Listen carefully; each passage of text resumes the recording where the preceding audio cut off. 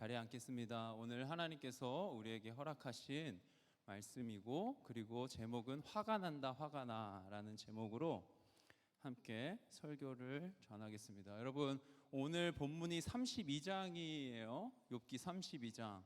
우리가 갑자기 훅 뒤로 온 것 같은 느낌을 받을 수 있는데, 그래서 욥기의 전체적인 맥락을 한 번 더 살피려고 하는데, 앞에 화면에 잘 나오죠? 먼저 1장, 처음은 1장과 2장을 묶을 수 있는데, 의로운 욥에게 닥친 고난과, 그쵸, 의롭다 인정받은 욥이 당하는 고난, 그리고 그에 대한 욥의 반응이 이제 시작이 되었고, 그리고 두 번째 파트에서는 3장부터 31장까지, 그러니까 오늘 본문 우리가 다루는 오늘 내용 바로 전까지의 내용이라고 할 수 있는데, 욥과 세 친구들의 사이에 있었던 논쟁, 서로 막 대화를 주고받은 그 논쟁. 그래서 첫 번째 3장부터 14장까지는 1차, 그래서 엘리바스, 빌닷, 소발, 이 세 친구와 욥의 논쟁, 그리고 2차 논쟁, 그리고 3차 논쟁. 자, 3차 논쟁에는 소발은 등장하지 않고 엘리바스랑 빌닷, 그래서 지난주에 우리 함께 나눴던 소발은 3차에는 이제 등장하지 않는. 그리고 27장부터 31장까지는 욥의 이제 결론적인 고백, 그리고 긴 독백, 기도도 있고 담겨 있고, 이제 그런 이제 욥의 발언. 그리고 나서 이제 오늘 살펴보는 32장부터 37장까지의 내용을 이제 다는 못 살펴보지만 좀 살펴볼 텐데, 엘리후라는 새로운 인물이 등장해서 어떤 목사님은 MZ 세대를 대표하는 젊은 친구다 뭐 이렇게 표현하기도 하는데, 그런 엘리후의 발언, 그리고 하나님이 이제 그 다음 주 두 번 우리가 하나님의 말씀, 하나님이 나타나셔서 하시는 그런 내용들을 살펴보고, 그리고 이제 욥기가 마무리되는 42장으로. 자, 그래서 우리가 지난주에 소발과 욥의 논쟁, 제목은 너의 잘못 아니겠냐. 그러니까 안전한 곳에서 욥을 멀찌감치 바라보며 판단하는 지금까지의 전통과 지혜로 해석되지 않는 욥의 경험인데, 그것을 지금까지의 전통과 지혜로 해석하려는 그러한 소발의 모습을 우리가 함께 살폈고, 그리고 이제 27장에서 31장까지 마지막 발언, 그리고 이제 화가 난 엘리후를 오늘 만납니다. 자, 1절 말씀 한 번 더 볼까요? 1절. 자, 같이 읽어봅시다. 1절 준비 시작. 끝내 자기가 옳다고 주장하므로 이 세 사람은 욥을 설득하려고 하던 노력을 그만두었다. 아멘. 아무리 설득을 하려고 해도 말이 통하지 않는 거야. 그런 욥과 세 친구. 그래서 이제 세 친구가 포기를 하는 거지. 자신들의 생각과 자신들의 신학과 자신들이 가지고 있는 고난에 대한 해석, 그래서 욥에게 그거를 잘 알려줘서 욥이 돌이켜서 살 길을 계속해서 제시하는데, 더 이상은 안 되겠다, 이제 말을 멈추는. 그러니까 욥과 친구들이 한 마음이 될 수 없던, 그러니까 누군가가 이야기하면 그 이야기로 내 의견을 굽히고, 또 내가 이야기하면 누군가가 의견을 굽히면서 하나로 이렇게 접점을 맞아가야 되는데, 도무지 평행성처럼 그냥 계속 가는 거야.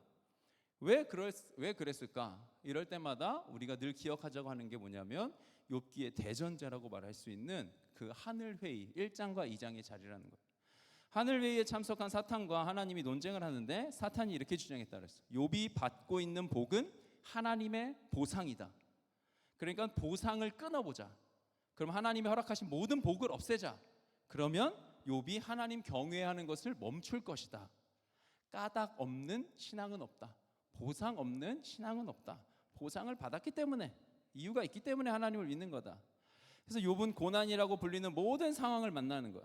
자기가 가지고 있었던 모든 소유가 사라지고, 가족도 잃고, 아내에게 비난받고, 아내가 저주하고, 이러한 상황 속에서 찾아온 세 명의 친구, 그들과 침묵 속에서 함께하는 듯 했지만 곧 그들이 이야기를 하기 시작하는데, 그 심한 고난은 분명 욥 너의 잘못 때문이다. 죄를 지었기 때문에 너가 잘못해서 이런 결과가 나온 거다. 인과응보. 반면에 욥은 나는 잘못한 것이 없다. 나는 죄를 지은 것이 없다. 죄의 결과가 아니다. 평행선처럼 팽팽하게 계속해서 긴 논쟁, 반복되는 내용, 그렇죠? 하지만 어느 누구도 그 논쟁을 통해서 상대방을 이해하지 못해. 긴 논쟁 속에 세 친구는 욥의 잘못을 발견할 것이다. 욥이 잘못을 발견할 거야. 그렇게 믿었는데, 왜냐하면 그들의 머릿속에는 오직 하나, 고난을 받았다면 죄 때문에 그렇다. 욥의 죄를 밝혀내리라. 욥을 빨리 회개시키겠다. 그래서 그의 복을 회복시켜서 그가 다시 하나님께 영광 돌리게 하겠다. 하지만 찾지 못하는 거야. 욥에게 잘못을 찾을 수가 없어.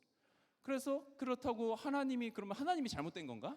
하나님이 욥에게만 예외를 두고 욥에게만 깜빡하셨나? 그럴 수도 없는. 그래서 이제 할 말이 사라진 새 친구. 그래서 자연스럽게 이제 막이 내렸는데, 자 2절 말씀 읽을게요. 2절. 욥이 이렇게 자기가 옳다고 주장하면서 모든 잘못을 누구에게? 하나님께 돌리는 거야. 그러니까 여기서 더 친구들은 아주 그냥 막 복잡하고 막 심장이 터질 것 같고 막 이런 거. 자, 하나님께 돌림으로 옆에 서서 듣기만 하던 엘리후라는 사람은 듣다 못하여 분을 더 이상 참지 못하고 화를 냈다. 엘리후는 남 족속이 속하는 부스 사람 바라겔의 아들이다.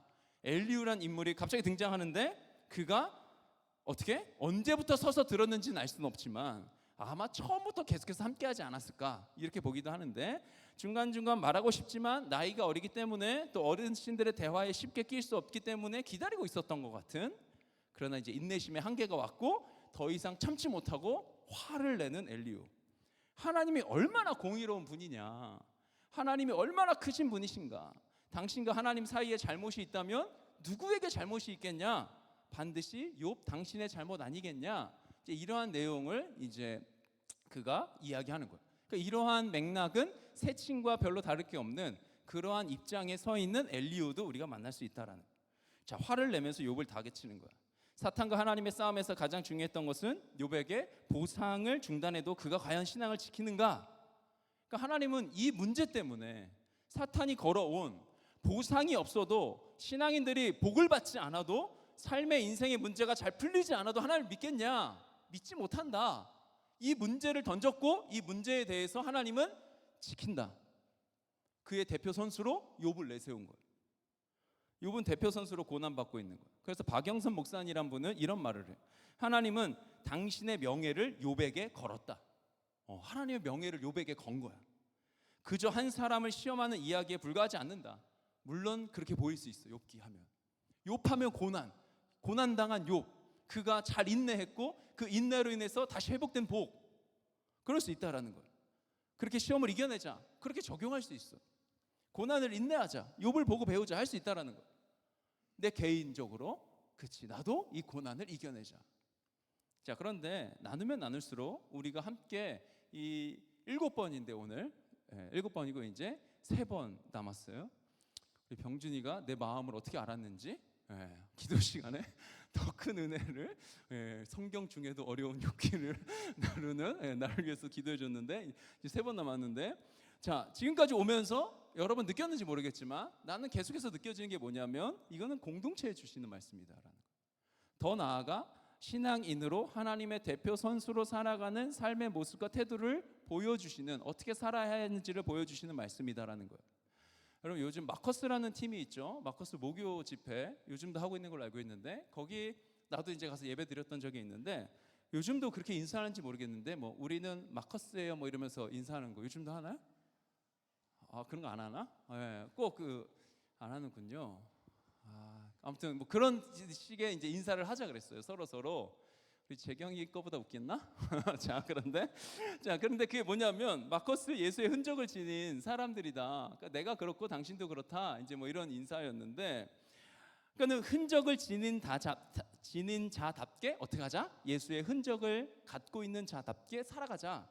그러니까 우리가 마커스다라는 그러한 의미를 내포했던 것 같아요. 자, 우리 모두 예수 흔적, 예수님의 향기, 예수 부활의 증인으로 살아가는 거. 그냥 나 혼자 잘 먹고 잘 살기 위해서 나만 보고 살아갈 수 없다는 거야. 나는 하나님의 명예, 하나님의 대표 선수라는 것을 잊지 말자는 거야. 그러니까 내 존재가 그런 존재다라는 거야. 그냥 어쩌다가 아연 젊은이 교회 다니는 그냥 청년이 아니라 내가 예수 믿고 살아가는 하나님의 자녀, 나의 정체성은 예수 믿는 청년, 예수님의 사람, 하나님의 대표 선수, 하나님의 명예를 걸 그런 자들로 하나님이 우리를 기대하고 기다리고 계시다라는 거야. 우리는 하나님 말씀 안에서 바른 행위를 해야 되지. 그리고 죄에게서 멀어지는 삶을 살아야 해. 그러니까 더 이상 죄짓지 말고 선을 행하는 삶을 살자고 도전하는 종교가 기독교야. 그렇죠? 그런데 그게 기독교의 전부는 아니야. 그리고 아주 그거는 뭐라고 해야 되지? 아무튼 우선이 아니야. 근데 우리가 때로는 그게 최우선처럼 느껴지거든. 죄짓지 말고 바른 행동하고 선한 행동하고 뭐 선을 베풀고, 근데 그게 전부도 아니고 그리고 그게 최우선도 아니다라는 거예요. 오히려 옳고 그름을 따지는 건데, 그거는 내가 죄를 지었고 안 지었고 뭐 옳고 그름을 따지기보다 우리를 의롭게 하기 위해서, 우리를 하나님의 대표선수 삼기 위해서, 하나님의 명예를 거시기 위해서 당신의 아들을 보내셨고, 십자가의 죽으심으로 우리의 모든 그름을, 우리의 모든 죄를 하나님이 해결하셨다라는 것을 믿는 종교가 기독교다라는 거예요. 옳고 그름을 따지고 착하게 살고 더럽게 살고 이거 가지고 얘기하는 게 아니라 내 존재를 어떻게 하셨다? 하나님이 전부를 거셔서 나를 하나님의 자녀로, 의로운 자로, 죄인이지만 의롭다 여기시는 자로 주님이 그 일을 행하셨다라는 거예요. 그래서 종교라기보다 생명인 거예요. 때는 우리가 살아가면서 이런 질문을 들을 때 있어. 너 구원의 확신이 있어? 그렇죠. 너 구원의 확신이 있냐? 라는 질문을 이제 나도 예전에 막 했었던 것 같기도 하고, 나도 그런 질문 들었었던 것 같기도 해. 자, 여러분, 이런 질문 들을 때 어떻게 답해요? 써볼까? 말하기 좀 그러니까. 살아가면서 세상에서 이런 질문, 누군가에게 이런 질문 받아. 그럼 우리가 당당하게 아멘, 오! 라고 뭐 답할 수 있어요. 그러네? 그럼 너 지금 죽으면 천국 가? 뭐 이러면은 이렇게 점점 말이 점점, 너 그럼 지금 이제 끝나도 돼? 너의 삶이? 뭐 이렇게 되는 거지. 뭐 이렇게 이제 우리가 점점 이제 약해지는데 자신 있게 대답하지 못할 때가 있다는 거. 왜냐하면 내가 어떤 존재인지를 수련회 가서는 알아요. 주일 예배 와서는 안다 이거야. 그 분명해, 확실해, 명확해. 근데 월요일부터 토요일까지는 이게 쉽지 않아. 왜 그럴까? 여러분, 왜 그런 것 같아? 확신의 근거를 어디서 찾는 거야? 나에게서 찾아서 그런 거야.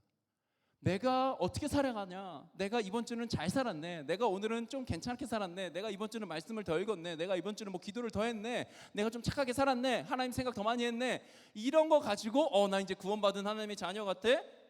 내가 나에게서 그 존재, 나에게서 그 확신의 근거를 찾는다라는 거예요. 내가 노력하고 살면, 내가 뭔가 잘하고 잘 지키고 살면 그러면 하나님의 구원받은 자녀. 반대로 그렇지 못하면 하나님 없이 정결하지도 못한 것 같고 기도도 안 하고 말씀도 안 읽고 뭐 그렇게 살아갈 때는 이게 내가 잘못하고 있으니까 난 확신이 없어진 것 같아 막 이렇게 되는 거예요.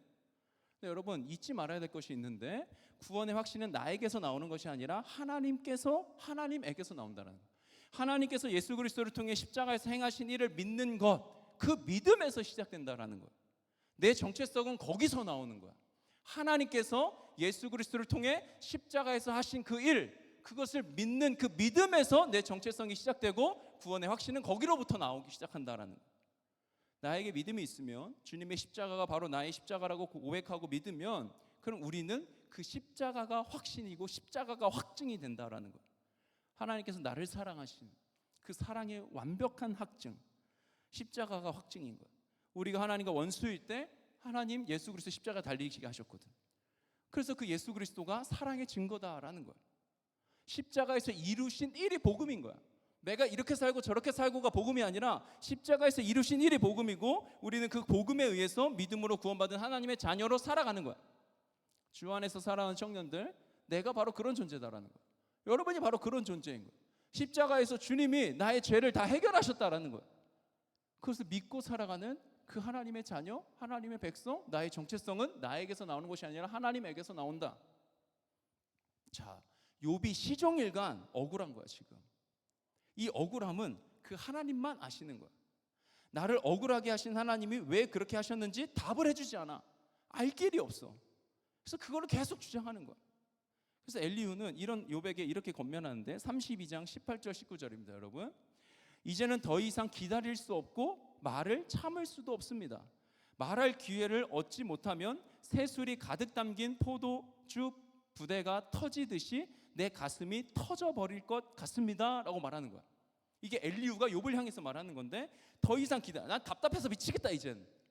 꾹 참고 욥과 세 친구의 이야기를 들었는데, 하지만 이제는 내가 이렇게 말해야겠다, 이렇게 말하고 싶다. 하나님 그런 분 아니야 라고 말하는 거야. 기독교 신앙은 그런 거 아니야. 기도는 그런 태도로 하는 거 아니야. 말하고 싶어 죽겠다는 거야. 20절에 참을 수 없습니다. 말을 해야겠습니다. 우리도 이런 경우 있잖아. 그렇지? 도무지 이제는 안 되겠다. 이제는 내가 말해야겠다라는 거야. 근데 그 말함은 어디서 나온다? 내가 조금 전에 얘기했던 하나님의 십자가, 예수 그리스도의 십자가에서 나오는 것이 아니라 나에게서부터 자꾸 나가는 거야. 그 나에게서 나온 걸 내가 자꾸 듣는다라는 거야. 이러한 자신의 심정을 말하면서 이렇게 말을 이어가는데 21절에 21절, 22절. 자, 21절 내가 읽을게요. 이 논쟁에서 어느 누구 편을 들 생각은 없습니다. 또 누구에게 듣기 좋은 말로 아첨할 생각도 없습니다. 제가 지금 편이 갈라진 것처럼 있잖아. 욥과 세 친구가 내가 누군가의 편을 들려고 얘기하는 거 아니다. 나는 네가 이 사람 편에 들고 내가 이 사람에게 더 좋은 말을 하고 난 그렇지 않는다. 나는 듣기 좋은 말로 아첨할 생각도 없다. 아주 당당해. 그렇죠? 22절 같이 읽어볼까요? 준비 시작. 본래 나는 아첨할 줄도 모르지만 나를 지으신 분이 지체하지 않고 나를 데려가실까 두려워서도 그럴 수는 없습니다. 이렇게 고백하는 거야 엘리후가. 와, 하나님 두려워서도 나는 아첨하지 않는다. 나는 원래 아첨 안 하는데 하나님 때문에라도 나는 아첨하지 않아. 이렇게 이야기하는 거야. 중립을 지키겠다. 나는 사심 없이 말한다. 지금 사심 없이 말하겠다는 거야. 내 욕심을 채우려는 마음은 1도 없다. 나는 아첨할 줄 모른다. 이런 엘리후가 욥은 물론이고 세 명의 친구에게도 화를 내는데 아까 읽었던 말씀 3절 말씀. 엘리후는 또 욥의 세 친구에게도 화를 냈다. 그 세 친구는 욥을 정죄하려고만 했지 엘리후가 보니까 야 계속 정죄만 하고 있다라는 거야. 욥이 하는 말에 변변한 대답을 하지 못했다. 그러니까 답답하다라는 거야. 그래서 화를 내는 거야. 즉 자신은 욥을 몰아붙이고 엘리후는 나는 욥을 몰아붙이고 회개시킬 수 있는데 그럴 만한 논리를 내가 가지고 있는데 나에게는 그런 지혜가 있는데 어르신들 그걸 모른다고 화를 내고 있는 엘리후. 한마디로 엘리후는 공동체가 답답한 거야. 야, 이 뻔한 걸 틀려? 야, 아니 왜 이런 당연한 걸 모르는 거지? 아니 왜? 이건 너무나도 간단하고 당연한 건데 이걸 못한다고? 이렇게 책임감이 없어? 정말 화가 난다. 화가 나. 자, 엘리후가 어떤 말을 했고 어떤 진심을 갖고 사심 없이 말했는지 그 내용보다 왜 오늘은 엘리후가 이렇게 화를 냈을까? 이것에 대해서 좀 생각해 보려고 하는데 그래도 엘리후가 중요한 말들을 했어. 어떤 말 했냐면 새 친구와 새로운 관점들을 좀 보여줘. 그게 33장에 나와요, 여러분. 그렇죠. 33장은 어디서 볼 수 있을까? 성경책에서 볼 수 있죠. 그럼 언제 우리가 읽을 수 있을까? 월요일부터 화요일, 수요일 언제든지 읽을 수 있죠. 자, 33장에 고난이 주는 교육에 대해서 이야기하는 거야. 그러니까 새 친구가 알지 못했던 새로운 관점 중에 하나인데 즉 죄와 벌, 인과응보의 신명기적 그 신학의 한계를 넘어서 보완하고 완성하려는 시도를 엘리후가 조금 던져요.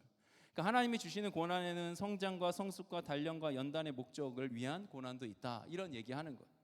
또 욥을 향해서 억울하고 부당한 고난을 당한다고 해서 그래서 진심을 다해서 기도하고 막 진심을 다해서 울부짖고 막 그랬는데 하나님이 응답하지 않고 그런다고 해서 하나님이 불의하다, 막 하나님을 고소하겠다 이런 것은 교만이다. 이제 이런 이야기를 하는 거예요. 여러분, 얼마의 진심을 담으면 하나님이 응답하실까? 얼마나 간절히 기도하면 하나님이 여러분 간절히 기도하면 응답 받아요? 그렇죠. 간절히 구하면 받죠. 하나님께서 응답하셔. 그런데 하나님이 그 기도를 그대로 다 내가 기도한 대로 다 받아서 그대로 들어주시진 않아. 그러지 않을 때가 더 많은 것 같아. 그렇게 때로는 응답하시기도 하는데 때로는 그렇지 않은 답이 더 많다라는 거예요.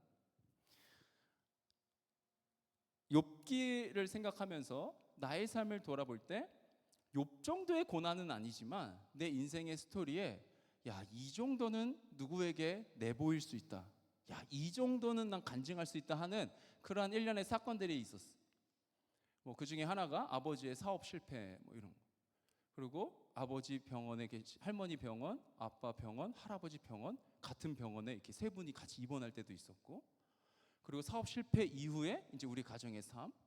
그리고 이제 그 다 지나고 이제 결혼했는데 결혼하면서 이제 가정 안에서 일어났던 그런 아픔, 누군가가 병에 걸려서 치료해야 되고, 그리고 자녀가 태어났는데 아프고, 그래서 둘째 이야기를 자꾸 하게 되는데, 심장에 문제가 있다는 것을 태중에 있을 때 알았는데, 그래서 태어나자마자 수술해야 된다라는 진단인 거예요. 그 이야기를 듣고 많은 사람들에게 기도 부탁을 했지. 기도했어. 그리고 오히려 나랑 내 아내보다도 주변 사람들이 더 많이 기도해 주지 않았을까 할 정도로 많은 기도를 받았고, 그렇다고 우리도 기도 안 한 게 아니라 매일 밤 기도하지 않았을까 싶은데, 그런데 일어나지 않는 기적. 그렇죠. 문제가 있는 심장으로 그대로 태어났고, 그래서 이제 수술의 과정을 거쳤는데, 그러니까 내가 구한 대로, 내가 기도한 대로 기도의 응답이 되지 않은 거야. 내가 간절히 구하는 거야. 그리고 그 구한 대로 원하는 결과가 떨어져. 그러니까 자판기처럼 1번 음료수 누르면 1번 음수가 쫙 나오듯이, 내가 기도를 넣으면은 그 기도에 대한 응답이 딱 떨어지는 거야. 기독교 신앙은, 우리가 하는 기도는 그런 기도 아니에요. 우리가 예수 믿는 귀한 청년들이, 그래서 어떤 일이 일어나요, 여러분? 시험에서 떨어지잖아. 열심히 노력하고 준비했는데 결과가 안 나오잖아. 취업이 안 되고, 관계에 문제가 있고, 막 연애도 안 되고, 원하는 대로 되는 일이, 원하는 대로 다 돼야지. 그러면 우리가 기도한 대로 다 되면. 근데 그렇지 않다는 거야. 그래서 따라서 기독교 신앙은 아까도 위에서도 말했듯이 하나님의 확증, 그리스도의 사랑, 하나님의 사랑, 그 하나님의 구원을 믿는 거야. 그 아들 예수 그리스도를 우리를 위해 내어주신 하나님, 그 하나님을 믿는 거지, 하나님이 주는 무엇을 믿는 게 아니다라는 거야. 보상이 없는 신앙이 있다라는 거야. 까닭 없이 믿는 믿음이 있다라는 것이. 기도가 응답되면 땡큐, 감사한 거야. 기도가 응답되지 않으면 안 돼도 감사한 거야. 아픔과 고통이 주는 유익이 있다고 성경은 이야기하는 거야. 나의 간절함만이 조건이 되어서 응답받으면, 여러분, 그거는 무속신앙과 다를 게 없어. 내 간절함으로 인해서, 그러잖아. 안 가봐서 모르겠죠, 여러분? 뭐 이제 그런 점 보러 가고 이러면은 뭐 정성이 부족해. 그러면 돈을 더 내라는 거야. 이렇게 뭐 구슬 해야 돼. 그럼 돈 더 내서 이거 해야 된다는 거야. 뭐 정성이 부족해, 뭐가 부족해, 막 이런. 정성이란 말을 안 쓰고 뭐 특별한 단어가 있을 텐데 떠오르지 않아요. 아무튼 뭐 그렇게 얘기하면서 손이 발이되도록 빌면 오케이, 그렇게 응답하겠다. 무속 신앙과 다른 게 없어. 하나님 그렇지 않다는 거야. 하나님 보시기에 가장 좋은 거 준다니까. 여러분, 하나님은 처음과 나중이 되시는 분이에요. 우리가 이해할 수도 없고 감각할 수도 없고 다 밝혀낼 수도 없는 이 천지 만물 우주를 창조하신 분이 하나님이시다라는 거예요. 그러한 시간과 공간 속에서 살아 계시는 분이 우리의 인생을 기억하시고 우리의 삶에 찾아오셨다라는 거예요. 둘째를 통해서 단 한 번의 그 기적, 그냥 그 태중에 있을 때 딱 만져주셨으면 될 것 같은데, 그 생기지 않는 그 심실이 그냥 촉 생겼으면 될 것 같은데, 그 기적은 일어나지 않았는데, 오늘을 살아가는, 지금까지 살아온 매일의 삶이 기적의 경험인 거예요.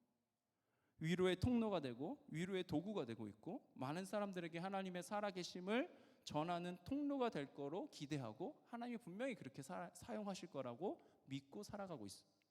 그리고 무엇보다 그 시간들을 통해서, 우리 뭐 아들이 아팠던 시간뿐만 아니라 내 인생의 지금까지의 삶의 시간을 통해서 진짜 내놓을 수 있는 고난의 시간 속에서 내가 나에게 변화가 있는데, 어떤 변화가 있냐? 내가 더 멋있는 사람이 되고, 내가 이제 그때의 고난 때문에 인생이 잘 풀려가고 막 돈을 잘 벌, 이게 아니라 내가 진짜 사랑하는 사람이 된 거야. 내가 인내할 수 있는 사람이 된 거야. 내가 인내하는 존재, 사랑하는 존재의 그 성숙을 경험했다라는 거야. 자, 이어서 34장과 35장에서는 대자연의 창조주인 하나님의 신비, 하나님의 위대하심, 뭐 이런 것을 아주 길게 논하는 그런 하나님의 정의로운 통치를 설교하는 이제 그런 내용을 엘리후가 하게 되는데, 이것은 38장 이후에 하나님이 등장하셔서 이제 막 그 폭풍 연설을 하시는데, 그거 겹치는 부분이 많이 있다라는 거예요. 그래서 겹치는 부분이 많이 있어서 욥기 전체의 맥락 속에서 엘리후의 이 연설은 이제 하나님이 등장하시는, 하나님의 등장을 준비하는 광야의 목소리다, 이렇게 해석하고 이러한 징검다리의 역할을 한다라고 말하는 학자들도 있다라는 거예요. 그러니까 엘리후가 그냥 이상한 얘기만 했고, 전혀 뭐 똑같이 세 친구가 똑같은 얘기만 하지 않았어. 그의 이야기를 들을 필요가 있다라는 거야. 자, 그런데 오늘 설교의 제목은 엘리후의 마음을 표현했는데 어떻다고? 화가 난다, 화가 나. 분노하는 엘리후. 왜 분노할까? 우리는 왜 화가 날까? 여러분, 왜 화가 나죠? 왜 분노하게 되지 우리가? 다양한 이유가 있을 수 있지만 어쩌면 근원적인 이유는 기다릴 수 없다는 거야. 그것도 모르냐는 거야. 우리가 잊지 말아야 할 것이 있는데, 우리의 신앙은 옳고 그름의 문제가 아니라 하나님과 관계에 관한 문제예요. 내가 하나님을 얼마나 사랑하느냐, 그게 중심인 거예요. 베드로의 고백이 중심인 거예요. 하나님이 베드로를 회복하시는 그 3번의 질문 속에, 왜 주님은 너 그때 왜 배신했어? 야, 아니 이름도 모르는 여종이 말하는데 너 어떻게 그때 나를 배신할 수 있니? 너 변화산 기억 안 나? 너 무리를 걸었었잖아. 그 얘기 안 하시잖아. 너 나 사랑해? 너 나 사랑해? 너 나 사랑해? 하나님의 관심은 온통 거기에, 예수님의 관심은 온통 거기에 있는 거야. 너 나 사랑하냐? 나는 포도나무다. 나는 포도나무다라고 예수님이 자신에 대해서 비유하신 그 비유가 있는데, 예수님은 포도나무, 우리는 그 포도나무에 붙여진 가지라는 건데, 예수님께서 그 가지에서 열매가 맺히잖아. 나무가 아닌 나무에 붙어있는 가지에서 열매가 맺혀지는데, 그 열매 맺는 길을 선포하실 때 요한복음 15장 5절에 이렇게 말씀하셔요. 나는 포도나무요, 너희는 가지다. 사람이 내 안에 머물러 있고 내가 그 안에 머물러 있으면 그는 많은 열매를 맺는다. 너희는 나를 떠나서는 아무것도 할 수 없다. 아멘. 자, 가지가 열매를 맺으려면 벌레 먹으면 안 된다. 충분한 수분이 있어야 된다. 너 썩으면 안 된다. 반대로 너 이런 죄 지으면 안 된다. 너 이렇게 마음이 부들부들하게 살아야지. 너 딱딱하면 안 된다. 수분이 말라버린 것처럼 그렇게 거칠면 안 된다. 너 약하면 안 된다. 너 강해져야 된다. 그거 얘기하지 않는다는 거야. 뭐 하나? 나에게 붙어 있으면 흠없이 살고 싶다. 흠없이 살고 싶잖아요, 여러분. 그렇죠? 죄 짓지 않고 살고 싶어. 타인에게 유익한 존재가 되고 싶어. 이런 고백해요, 우리는. 해야지. 세상에 영향력을 끼치는 인물이 되고 싶다. 여러분들이 다 그런 인물이 되었으면 좋겠어. 그런 고백을 갖고 우리가 살고 기도하는 거야. 중요해. 그런데 어떻게 보면 이 모든 것들, 죄 짓지 않는 거, 착하게 사는 거, 타인에게 유익을 주면서 살아가는 거, 세상에 영향력을 끼치는 거, 어떻게 보면 세상의 기준이야. 주님 우리에게 이런 거 요구하시는데, 원하시는데, 이 모든 것이 없어도 괜찮으니 실수해도 괜찮고 또 죄 지을 수도 있고 타인에게 때로는 그런 안 좋은 모습을 보일 수도 있고 세상의 영향력을 세상에서 끼치지 못하고 그의 삶이 마무리될 수도 있는데, 없어도 좋으니 사랑하지 않아. 너 나 사랑하냐? 용서하고 기다리고 사랑해라. 따뜻한 사람이 되라. 그 방법은 나에게 붙어 있는 거다. 주님 말씀하시는 거예요. 여러분, 주님이 어떻게 이 말씀 하실 수 있는지 알아? 우리가 아까 찬양하면서도 고백했는데, 주님이 나를 기다리셨거든. 주님이 나를 용서하셨거든. 얼마나 나를 기다려주셔, 주님이. 동일하게 내 마음에 안 들고 이해가 안 되는 그 사람, 여러분 있잖아. 어쩜 그것도 모르냐? 어쩜 아직도 안 되냐? 마음에 안 들고 이해가 안 되는 그 사람도 어떻게 했다?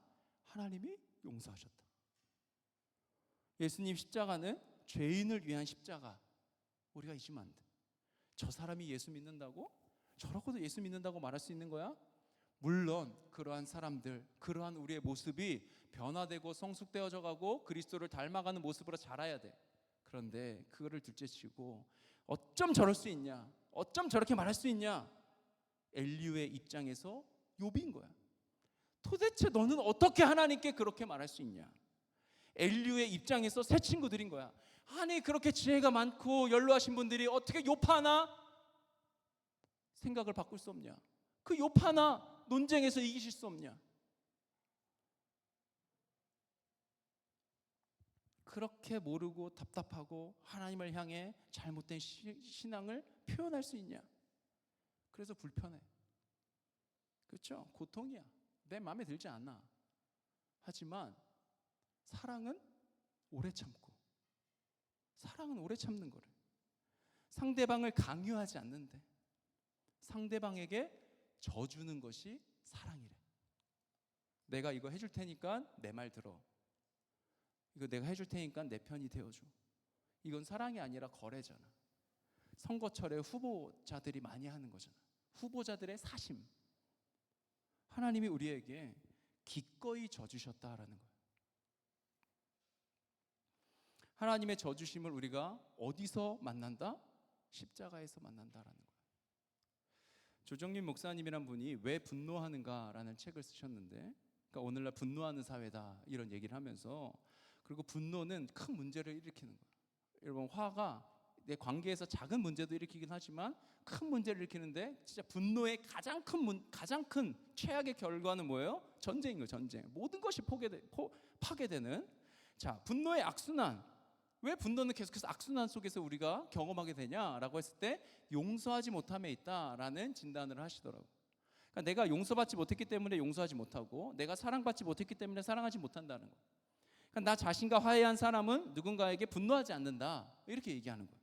결국은 남에게 분노하는 것이 아니라 나 자신에게 분노하는 거다. 그래서 답은 예수 그리스도의 십자가 복음이다. 예수님 십자가에서 죽으심, 내가 용서받은 존재다라는 것이 명확하고 분명하게 경험되면 우리는 어떻게 용서하며 살 수 있다라는 거예요. 여러분, 하나님께서 우리에게 져 주셨어요. 그 져 주신 자리가 어디야? 십자가의 자리인 거예요. 그 아들을 주셨다라는 거예요. 우리 마음대로 하게 두셨어요. 그리고 기다리셨어요. 우리를 사랑하셔서 당신을 우리에게 내주셨다.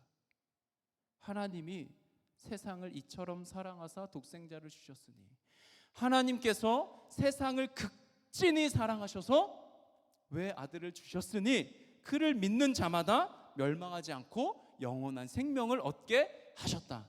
아멘. 나는 어떤가? 나에게 질문해야지. 엘리후 아닌가? 화가 나. 내 마음대로 내 마음에 들게 하고 싶다라는 거야. 화가 나. 화를 내는 거야. 왜 화를 내? 내가 진심이기 때문에 그렇다는 거야. 나는 진심이야. 나는 사심이 없어. 나는 진심을 다하는 거야. 나 좋자고, 나 편하자고 그러는 거 아니야. 근데 화가 나네? 그런데 여러분, 그런 나를 통해서 그 만났던 그녀가 변화됐어요, 여러분? 하나님과 가까워졌어요? 하나님께 접붙임 됐어? 하나님과 깊은 관계로 나아갔을까? 기다리셔서 일하시는 하나님과 가까워졌을까? 내 이웃 사랑하기를 내 몸같이 하라. 항상 기뻐하라. 이 진리를 우리가 다 알고 있어. 이 진리가 묻어나는 얼굴이 되어서 하루하루를 살아가며 누군가를 따스하게 대해준다면, 요즘은 시원하게 대해줘야겠죠. 더워졌으니까. 기다려준다면, 그럼 우리를 통해 그녀가 하나님을 볼 수 있게 되지 않을까. 느리겠죠. 느려도 그렇게 우리는 변화되고 공동체를 이루어가게 되지 않을까.